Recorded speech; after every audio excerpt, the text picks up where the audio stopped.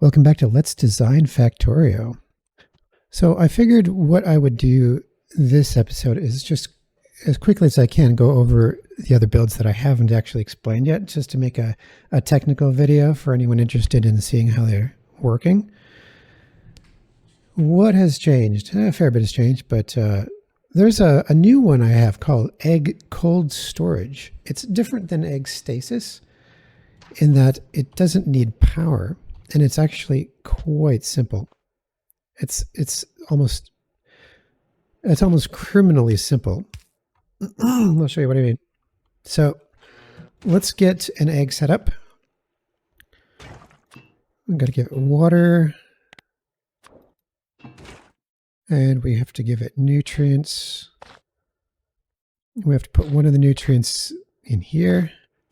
And we have to put an egg in. Now, here's how it works. We have a couple combinators. This combinator is going to be off by default. And this is the reset. Okay, this is the reset of the latch. So this is the basic latch. We have a green signal. And as long as the green signal is there, it will stay on. If the reset signal shows up, it will turn off.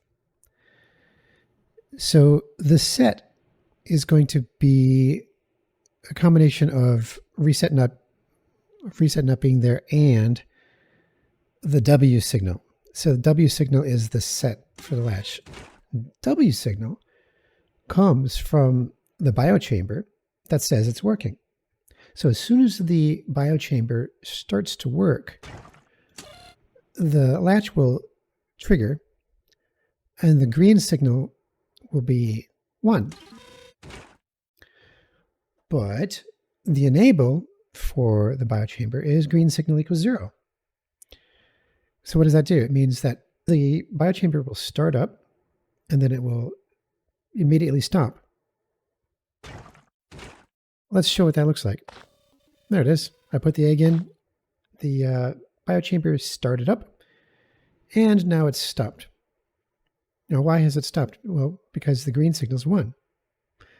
It's going to be that way until you flip this on. So you can flip this on, and then this will continue crafting. But, I mean, because you can see that there's a hair sliver of progress in the progress bar. I'll even show you what it looks like when you turn this on. Yep. Turn it back off again. It stops where it is. It's really great. So, because this is crafting, and let's get rid of these, okay? We'll just get rid of these extra eggs. Because this is crafting, it can't spoil. It's cold storage. Even if the power goes out, it's got no power. It just carries on. It'll never, ever spoil. So I would recommend keeping one of these hanging out in your base somewhere. Because that way, if you happen to get yourself in a situation where you don't have a pentapod egg, because whatever reason, power went out or other circumstances happened and now your loop is destroyed. Well, this is just sitting there with 2 pentapod eggs ready to come out. It's cool. It's perfect. So that is that. Next step, I'd like to show you how the spoilage works. This I've got going. Let's see, let's electrify the floor and we will give it a roboport. So what this does, it says 50 jellynet and 50 Yamaka will trigger the loop. Must seed a bit of nutrients to get started. After 4 minutes, rapid spoilage production will begin. So this chest is requesting Yamako. This chest is requesting jellynet. And the spoilage will come in here. You just need a tiny bit of it. It just gets it started. So let's show you what that looks like. We'll put the Yamako here. Yamaka goes into here, but we don't have any nutrients, so it can't do anything. Over here, we'll put some jelly nuts. And they get put into here, but this can't do anything because it doesn't have any nutrients. Then we're going to put a little bit of spoilage in here.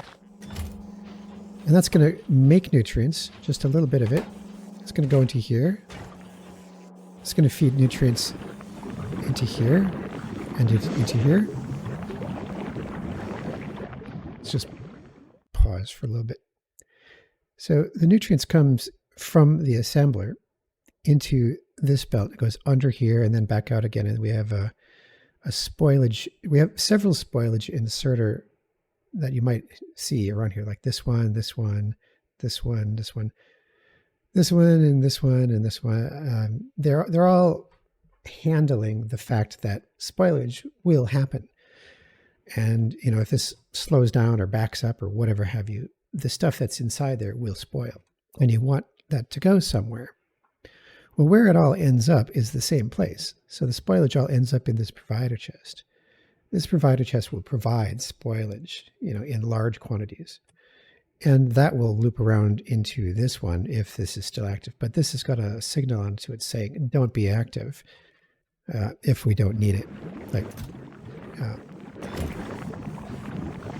it's got a commentator here saying, you know, if basically it's checking nutrients levels and it's turning things on and off based on whether it needs it.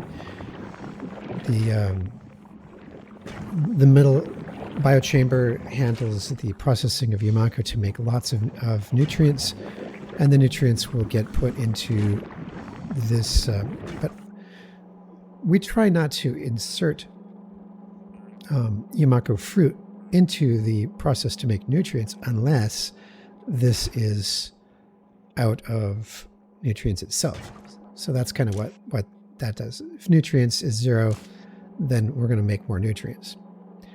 But when the loop is finished, what has ended up happening is we've produced jelly, which is the most efficient form of spoilage product. So over here you can see we have 324 jelly. And in the meantime, you know, the logistics system will probably still bring more fruits and nuts, and that'll just keep making more and more and more jelly. And notice that the jelly is going into a steel chest. That ensures that there aren't any bots that come along and take it. Now, we have a green inserter here, a bulk inserter, that's going to take spoilage from the jelly chest and put the spoilage in the provider chest. And that begins after 4 minutes. So right now we have 2 minutes and 10 seconds before the first batch will spoil. In the meantime, you know, we're always free to add more jelly nuts, and we should have these in large quantities. But we're only going to enable this chest asking for more jelly nuts if spoilage is less than 2,000. So once we get 2,000 spoilage in here, which is, you know, full line across, here it comes, then we will stop requesting more jelly nuts because we have plenty of spoilage. And as soon as we take more spoilage out of the chest via bots, we'll request more jelly nuts. So that's really the whole thing. Like this belt right here, you can see this is just, some of it was rather tricky to come up with a way to make the spoilage filter work. So we want to get rid of the spoilage in here, like this, right? Because this is about to spoil. And there it goes. So that just takes the spoilage, sticks it into the chest. It's like, in fact, I could have just put one of these here and put that. Oh, I couldn't do that. We didn't want to do that. The reason I didn't do that is because, as you can see, it empties this line up. But so that's that build. You can see how it works. So it's pretty nice. So that's in game currently. Next we have the Power 2. Now this is a early Gleba build that I would recommend making before you get your heating tower set up. What this does is this will take It's got a requester chest over here. It requests nutrients. You should be supplying nutrients. Hang on. Should you? Technically, that means we should put this one first. Let's show you this one first. So after spoilage, which you can set up right away, we're going to set up nutrients. And this is a quick nutrient line. What does it do? It's got 2 biochambers. It requests... oh, it's got a note here. So to start, supply 50 Yamako and 4 nutrients by hand. Just 4. You should be able to craft 4 nutrients by hand. That's not difficult. If you put your mouse over this, you'll see instructions that says 1 nutrient in the top chamber, 3 nutrients in the bottom chamber. Okay. So we're going to supply our 50 Yamako. There we go. And we're going to assume that you're able to craft nutrients in some way. We're going to open this up and we're going to put 1 nutrient in the top chamber and 3 in the bottom. So here's 1 and here's 1, 2, 3. After that point, this is self-sustaining. It will use up all the Yamako. So you can see the Yamako over here being drawn into the Yamako processing. It produces seeds. The seeds go here to become available for bots. Spoilage is drawn out through the same chest. Over here we have mash getting put into this biochamber. Nutrients from... Okay, nutrients from this biochamber are getting pushed back up here to feed and fuel this biochamber, as well as going over here to become available for the bot network. We have a inserter over here, filtered only nutrients, and what that's saying is that if there's no nutrients in this biochamber, because this will run out, see it runs out, it runs out, then what we'll do is we'll move 1 nutrient into this chest, which will move it back into here, and then proceeds, and we just keep going. So ultimately, when it's all done, the entire stack of Yamako will be gone, and you will have a bunch of nutrients on the network so that the bots can pick it up.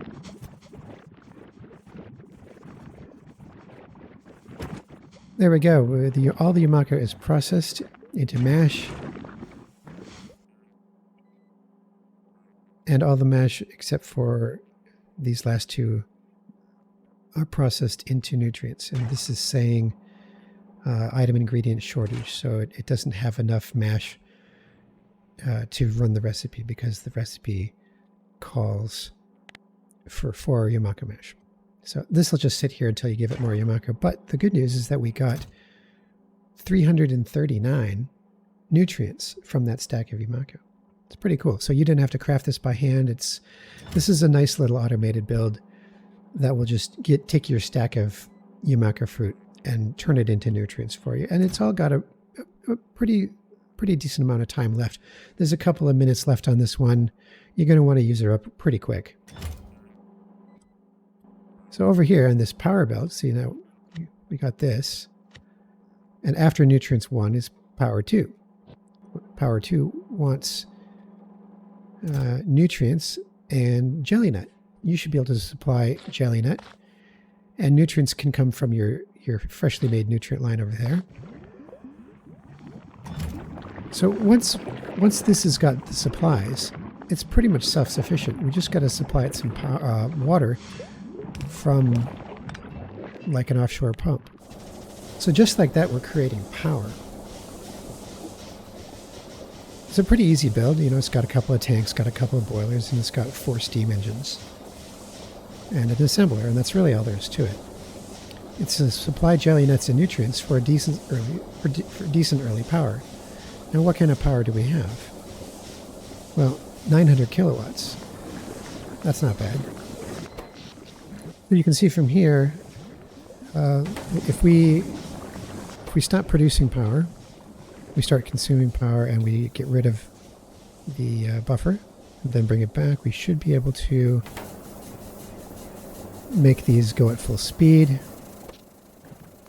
There we go, 3.6 megawatts. So yeah, it's not too bad, right? It's not too bad. It gives you 3.6 megawatts just for getting things started on Gleba, and it only costs you a little bit of, jelly nut and some nutrients from over here. So I would recommend this build just to get, your basic assemblers going so that, you can actually build things on Gleba. Cool. What is next? So we've covered everything on the top row, and we've covered this. So now it's power 3. Now, power 3, I would say this can be something that you can use for a while. It's got a heating tower, it's got 4 heat exchangers, and it's got 7 turbines that will give you a total of 40 megawatts. It's a lot better. And all you got to do is feed it jelly nuts and nutrients. So by the time you have this, you should be able to come up with a supply of jelly nuts and nutrients on your own. So what we're going to do is we're just going to simulate that.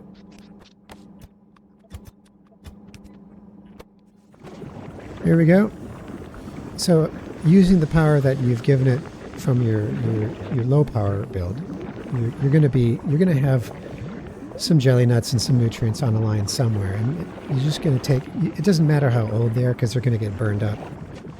So right away you can see that this is getting the nutrients and the jelly nut put together into this processing plant, and we're going for efficiency, some productivity, and some speed. Lots of jelly is getting made pretty quickly. The excess seeds are getting put in a chest for delivery back to the farm. And we've got a combinator here that says as long as the temperature of the heating tower is less than 550 degrees, and then we'll output the check mark. We also have a clock. We have a clock counting to 200 ticks. Oh, that's right. That's right. And this was because we don't want these to just spoil on the belt. Even if they do spoil, there's a long-handed inserter here that would grab the spoilage, and it'll throw the spoilage from here over to here, where it'll get put into the burner. So all the spoilage is automatically burned. You don't have to worry about that. But we don't want it to spoil, and it's much better to use it before it spoils. So that's what this clock does. So every 200 ticks, this inserter will pop a jelly nut into the processor. So you can see that we're supplying jelly a lot faster than we're burning it, which is why we've got 2 stacks going here. And the temperature is rising up quite nicely.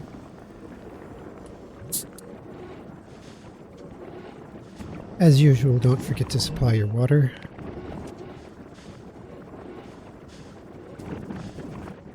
It's worth noting that heating this thing up does use 155 or so jelly nuts per minute until it's heated. That is worth noting. It's a bit fast in terms of consumption for jelly nuts.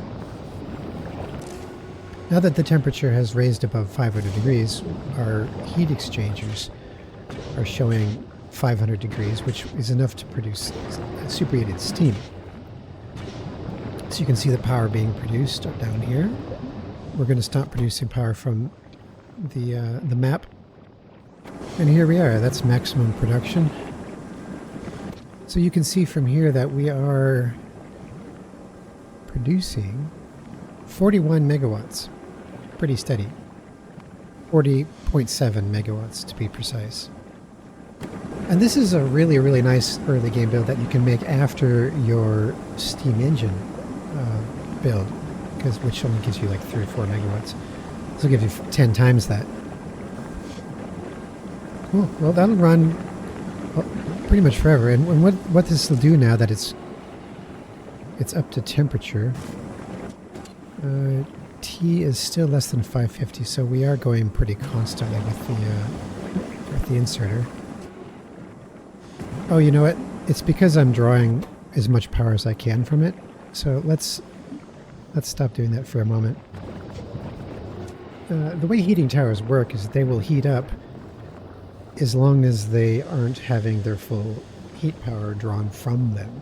As soon as you're drawing the maximum amount of heat power from the heating tower, there isn't any ability for it to heat itself up past that. So now that we're past 550 degrees, this combinator is going to be the active force that provides more jelly nuts. And you can see that from over here, that this is going much slower. It's just every so often we get a jelly nut, and makes a little bit of jelly, gets thrown into here and immediately burned up. And that just maintains your temperature.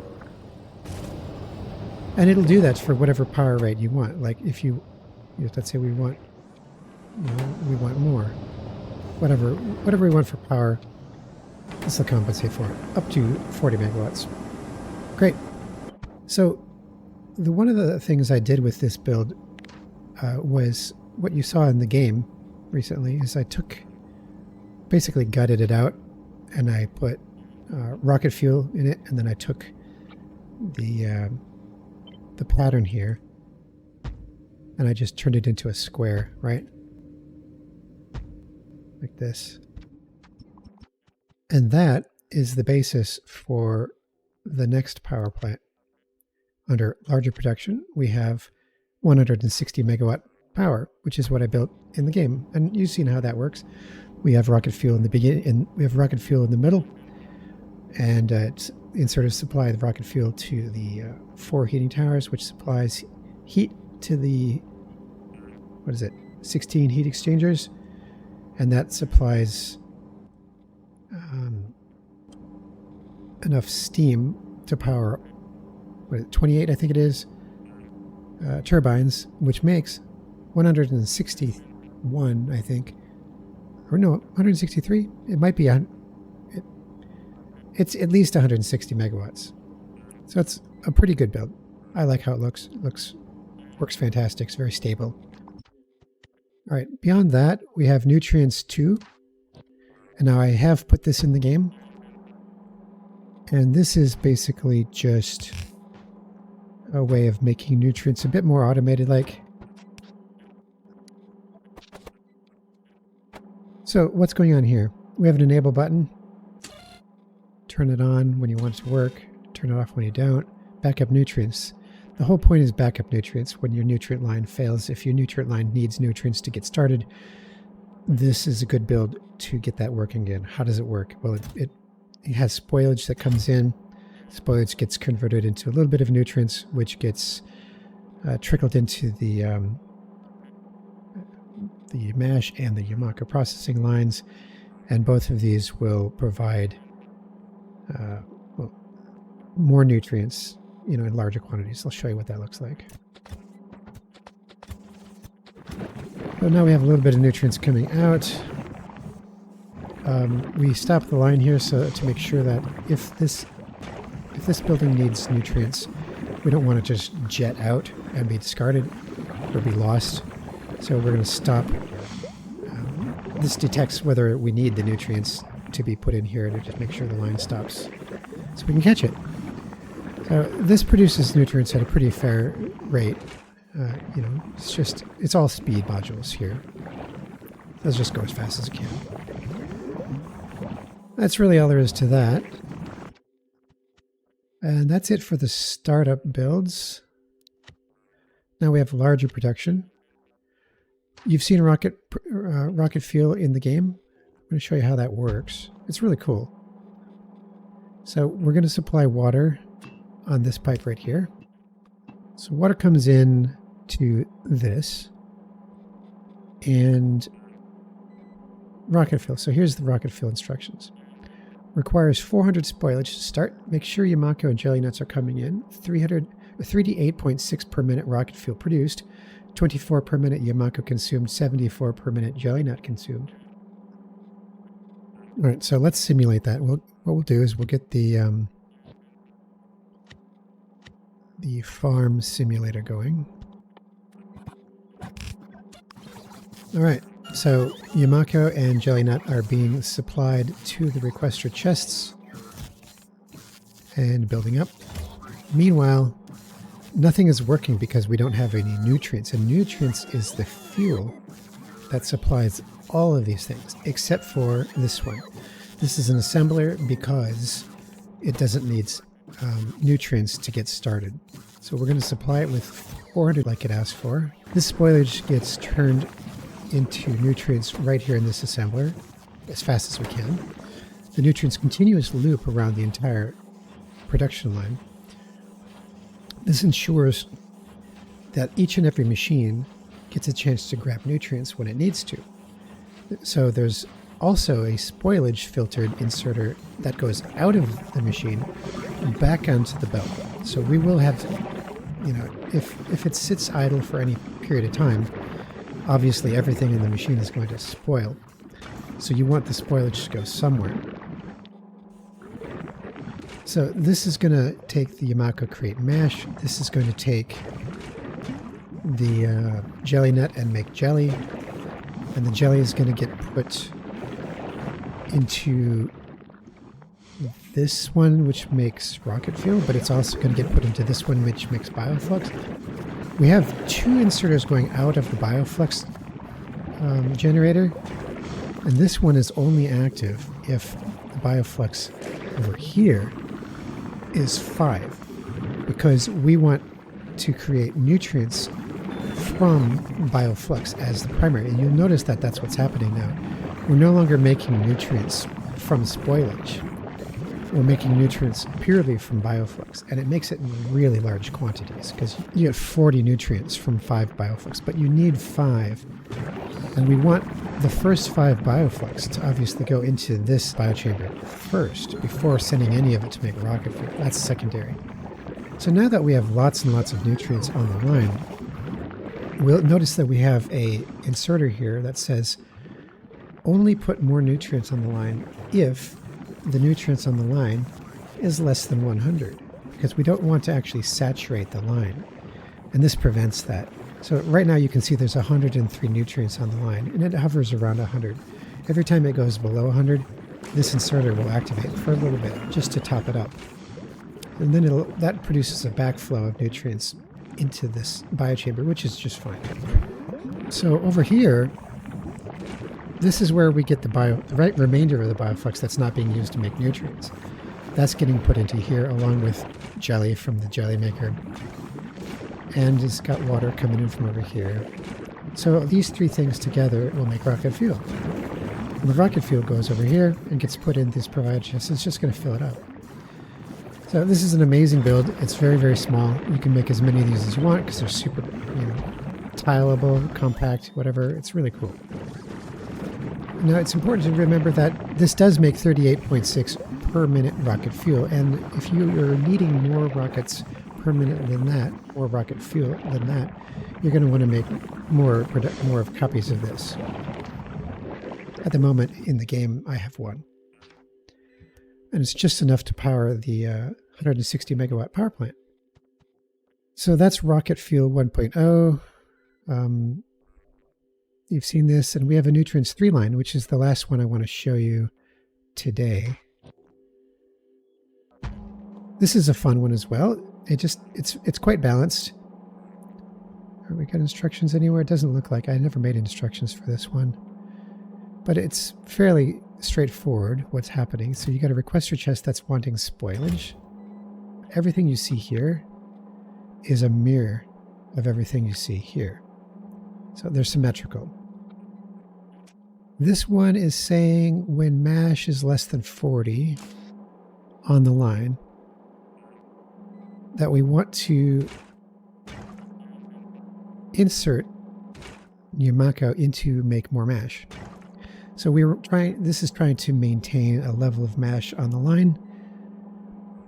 And this right over here is creating nutrients from spoilage, like we did before. The nutrients is going to get put on the outer part of the belt, the outer lane of this belt. And the mash is getting put on the inner lane of the belt.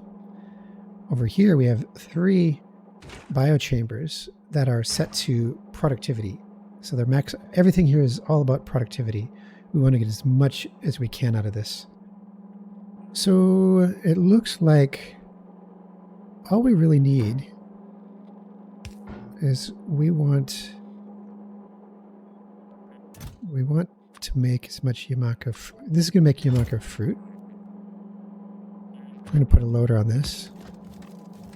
And here comes the Yamaka fruit. This might come from your train, from your farms. So that's just going to sit there because we don't have any nutrients. The way this works is the fruit, the Yamaka comes in here under the belt and it's going to pop out over here. And then this inserter is going to grab a piece and it's going to throw it in this biochamber. And that's why we have 12 in here. So let's put spoilage in here. And the spoilage is going to be grabbed by this inserter and put on this belt, but only if it's less than 20 nutrients on the belt, which is the case at the moment. So there goes the spoilage. Spoilage is being sucked into here to make nutrients, and the nutrients is getting put down here. And the first thing it gets stuck into is these 3 biochambers. So there's the nutrients, this one, and then there's the nutrients here, and here's the nutrients for this one. And when they've had their fill, we're going to send nutrients. Well, a little bit of it goes through these splitters. Don't worry about that too badly. Here it comes. So we got more nutrients coming down the line, and this is getting stuck into make lots of mash. The mash is getting put on the line. The mash is getting taken in by the biochambers and turned into more nutrients, which gets put back on the line in ever-increasing quantities. Oh, I never did put the spoilage on this half. Both of these are independent lines. They don't share.